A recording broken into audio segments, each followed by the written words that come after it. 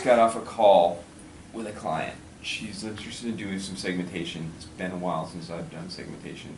I know you guys have done quite a bit of segmentation over the last few years. Do you mind? Can you give me a crash course just to bring me up to speed? No problem. This is actually an area, as you know, Mike, we have a lot of experience. Segmentation is key for targeted marketing, so whether you're trying to find the right messages to give to your customers or the right products and services to sell, segmentation can be really helpful. So as you know, segmentation divides a defined market into smaller groups, and these smaller groups are often similar in lots of ways. They also exhibit similar behaviors, whether it's related to purchasing, attitudes, interests, lifestyle, demographics, brand perceptions. There's definitely lots of ways that these customers in these smaller subgroups can be very similar. So the purpose of segmentation is to drive tailored solutions to these groups of customers, whether that's marketing communications, value proposition, delivery of products or services. It really boils down to what makes customers similar and different, and how do we leverage these similarities and differences to effectively market to each of these groups. So she told me on the phone that they've done segmentation a few times before, but none of it has helped them out. It hasn't been actionable. How do we make sure that we can give her something meaningful and useful? Speaking from recent experience, I think communication is key. So when you are setting up the project, it's really important to communicate clearly and communicate regularly about the project. The most important question, in my opinion, is what are they going to do with the segmentation? Why are they even doing it in the first place? So you want to make sure that all the stakeholders in the client's organization have talked about the reasons for the segmentation and how they plan to use it. And the next step would really be to make sure that the whole process is collaborative. So you want to make sure that you have buy-in from the very beginning on why the study is happening, what the survey design looks like, what the sample plan looks like, and then also have buy-in during the analysis, reporting, and then socialization phases. Yeah, and really part of this communication would be to build hypotheses together up front. There's a few benefits to this. The first is that when you build these hypotheses together, you're going to be able to design a survey that captures all the key data points that you need to test these hypotheses and to ensure that you have that data coming out of the field to analyze these customers on these different variables. Another benefit to building these hypotheses is that you're going to hopefully expose some of the successes and failures they've had in the past with past segmentation schemes and avoid those pitfalls in the future, or even leverage these successes they've had in the past with what did work with those segmentation schemes. And last, it kind of gives your client a preview of what the deliverables might look like. By showing them a hypothesis, you'll be able to show them what the actual output may look like coming out of the field and out of the analysis and reporting phase, helping you get that early buy-in from the stakeholders. This is good stuff. So my concern, I guess, now is once we get all the data collected, how will we know when we have the right solution? This is really an iterative process, so you don't want to settle on the first solution that comes out of the analysis. What we like to do often is run multiple solutions, profile those solutions so that both our internal team as well as the client team can take a look at multiple solutions.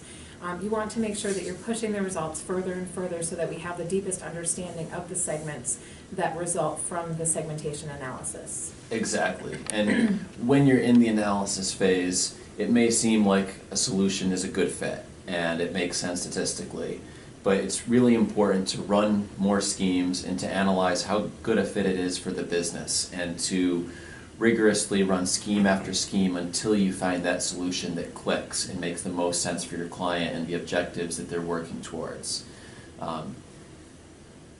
It may even help to run some profiling variables and other survey outputs by those different segmentation schemes to see the pluses and minuses of each scheme that you've created.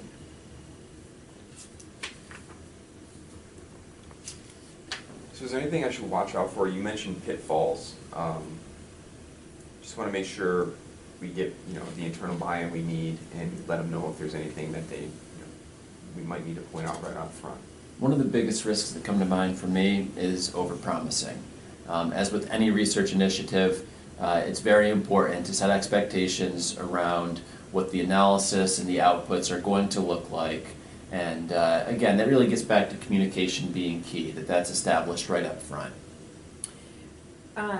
Yeah, as Dan mentioned, we want to make sure that the segmentation is easy to communicate, easy for people to understand. We want to make sure that the segmentation answers questions that go beyond the tangible needs of the customers. So there may be attitudes, there may be beliefs that we're not initially set out to understand, but you want to make sure that there are attitudinal type questions in the study itself, so that you're going beyond just the tangible kinds of things, but we want to understand the behaviors of the customers in the segmentation. Right, and these emotions and attitudes not only help to delineate between different groups of customers, but they're also important in developing marketing plans and messaging to these different groups of customers so that the client is able to target each of them effectively. Another thing to remember is that segmentation is part art and part science, right? So it's not always what the best mathematical solution is, and it's not always just the best fit for the business. It's really a combination of both. So when you run the iterative segmentation solutions and present those to the client, there may be some that fit really well mathematically, but it's really important to confirm with the client and the stakeholders that the solution actually fits with their business needs. So the best possible solution has a good balance of mathematics and a good balance of fitting within their needs. That's why we really go after both the art and the science. Okay. I think that covers almost everything. Any tips or, tricks you can share just so I can make it sound like, we really know what's going on in our proposal? Sure. Top of mind for me is to consider using different versions of the same data point. For example, if you have a volume variable based on how much a customer spends or consumes, maybe your first categories that you try are low, medium, high. Run a segmentation scheme, see what the outputs are. Perhaps then recategorizing that variable into low, medium, high, higher, highest would yield a different segmentation scheme and help you understand what the pluses and minuses of looking at it one way versus the other are. Another thing to keep in mind is that there may be a particular group that you want to keep out as an a priori cut. So whether it be a demographic cut or a business size cut, we want to make sure that if there is a group that makes sense to keep out from the segmentation analysis and have it stand on its own, and then run the segmentation analysis on all of the remaining respondents in the study, it's okay to keep a group separately as an a priori cut. Similarly, on the back end, you may have segments that make sense to combine into one. If there are two smaller segments that are fairly similar, it may make sense to combine them into one segment. Or if you have a really large segment, you may look at trying to break that out into a couple of smaller segments, as long as there are ways to differentiate people within those segments.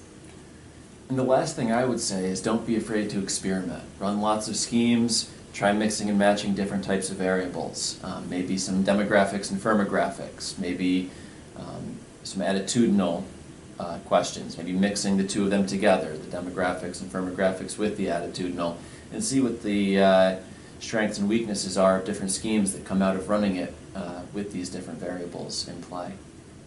Cool. I think that's all I have. This is really helpful. Appreciate you guys' time. Sure.